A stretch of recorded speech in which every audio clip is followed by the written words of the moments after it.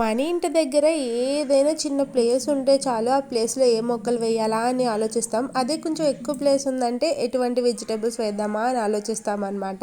Same మా ఇంటి దగ్గర కూడా అంతే, బెండకాయ విత్తనాలు వేసారనమాట. అవి కూడా ఆర్గానిక్, ఎటువంటి పెస్టిసైడ్స్ వేయకుండా పెంచుతారు కాబట్టి అస్సలే వదిలిపెట్టం తినడంలోని.